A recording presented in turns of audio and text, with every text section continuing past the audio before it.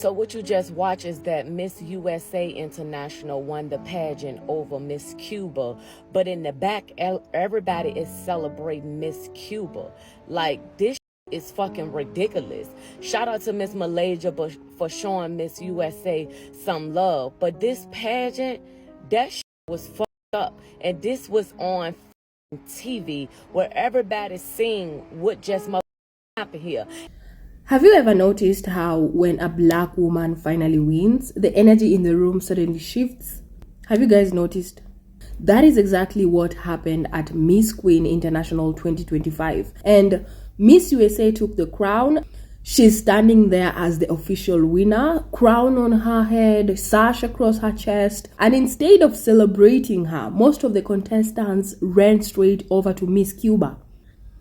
And they lifted her up, they hugged her, they cheered for her like she was the one who had won. And that right there has people online heated. Because why is it? The moment a black queen takes the spotlight, everyone's energy suddenly disappears. Why is it? And usually the winner gets the flowers, the love, the support. But in this case, it was like her win didn't even matter. And some are calling it one of the most obvious acts of disrespect they've ever seen on a pageant stage. And others are saying this is exactly how racism looks like when it's dressed up in fake smiles and polite gestures. So guys, let's take a look at what people are saying. Then I'll be back and we can talk about it. And Sports, Ministry of Tourism and Sports, MC of the F District, Kofi Pachiawan Amati, Thai AirAsia, Minor International. I want y'all to go back and look at the winning of Miss USA International Queen. This was one of the most, it stood out so bad, the racism through the whole thing. First of all, if y'all ain't seen it, when she actually won, Miss Cuba came in runner-up, first runner-up. When I said all the contestants went and started celebrating, jumping and just celebrating around Miss Cuba while she stood by herself, and on international pageant, she's standing by herself while they go and jump around Miss Cuba, the runner-up. Then eventually Miss Mexico came and gave her a hug. But even when, I want y'all to look at some of these videos now, even when it was time for her to get, the rose and the all the stuff, the trophy, she went to give the lady next to her like a hug, and the lady literally took her hands and like sit it to her side, like, nah, you can't hug me. Like, the whole thing was so blatant racist towards her. I'm not speaking about the pageant itself, the people itself, but how in the world on something, what y'all think, y'all do realize that everything is being recorded. Y'all don't think we would catch all that, but I honestly feel like they should give her an apology. This is your reminder that bullies, narcissists, work in groups. Oftentimes, they are not confident enough to stand on their own, to have their own thoughts. They have to sway the opinions of others. They will work overtime behind your back, making sure their circle hates you just as much as they do.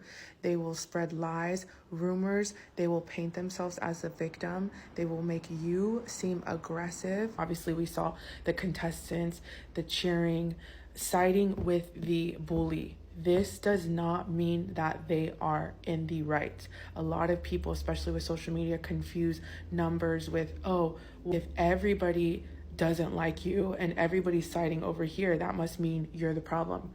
No, especially if you have a light, and we just find out that the winner actually won the same competition last year against her. So now, oftentimes, bullies and narcissists, they become obsessed with you. Their hate is actually a secret obsession. So she's trying to win this girl who already took her spot the year prior. She lost again. They didn't like Miss International 2025 because she was black. That wasn't it. It was because she was transgender. But actually, it was because she was black transgender. Anyway, I'm going to believe this. I know everybody's seen the clip of Miss International Queen 2025, where all of the contestants are celebrating the loser, the second place woman, Miss Cuba, and leaving the winner, Miss USA, high and dry. And so everybody's in an uproar because she's black. right? So that's an obvious thing. And I was like, something's not right. Doctor here, I got to research everything. I go to Google, no peer review article. The winner, Miss USA International Queen 2025 is Midori Monet. She grew up in Tacoma, Washington with her stepfather and mom. Her mom was a fashion designer, was very involved in her life, which inspired Midori to go into fashion. Gowns were fabulous on the clips that I saw. Midori later on in life comes out as gay. Ding, ding, ding, ding. Oh, Midori is a transgender woman. Got it. The people who were celebrating Miss Cuba, they didn't like Midori because she was a transgender woman participating in a woman activity. No, that wasn't it. It was a pageant specifically for transgenders. The Miss International Queen 2025 is specifically for transgenders. And I know that because I looked up Miss International 2025 and it came up somebody else. And I said, okay, let me put in Miss International Queen 2025, specifically for transgenders. So I get it now. It was because she was black. So, Miss USA won, right? Beautiful, goddess, just straight from the gods. You can tell she took her time. She took her time. Anyway, I didn't watch the full pageant, whatever. But I'm watching the aftermath because she won and Miss Cuba did not. The racism is so loud. It is actually insane. It is insane how blatant it is. Y'all really mad that this black woman won? Are we being so for real right now? You see, this is the part that stings. Miss USA is standing there with the crown, and instead of surrounding her, the contestants basically ignored her to hype up someone who didn't even win. And that wasn't just some random moment. That was really intentional. And this is what black women talk about all the time.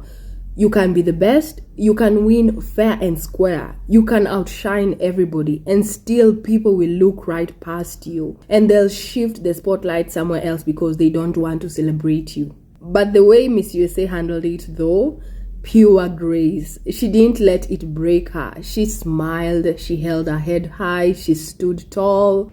But if you look at that stage, it doesn't look like a winner's moment. It looks like a protest against her win. Now, of course, some people are trying to say, oh, the contestants were just supporting their friend. But here's the thing. Supporting your friend doesn't mean stealing the shine from the winner. And that kind of support could have happened backstage. And doing it right there in front of the cameras during the crowning moment, that was a statement. And you know, people online aren't letting it slide. They are calling it out as racist, disrespectful, and honestly embarrassing for a competition that's supposed to be about unity and celebrating beauty in all its forms. Well, at the end of the day, Miss USA won. The crown is hers, the title is hers, and no amount of fake cheering on the sidelines can take that away from her. But this moment will be remembered not just because she won, but because of how quickly people showed their true colors when it was her standing in the spotlight. So guys, let's talk about it. How do you feel about this conversation? Do you feel like it was a racist moment? Drop your thoughts in the comments and let me hear your perspective. And before you go, don't forget to like, share, and subscribe for more trending stories here at Trending Pulse Worldwide. Thank you so much, and I'll catch you guys in the next video. Stay blessed.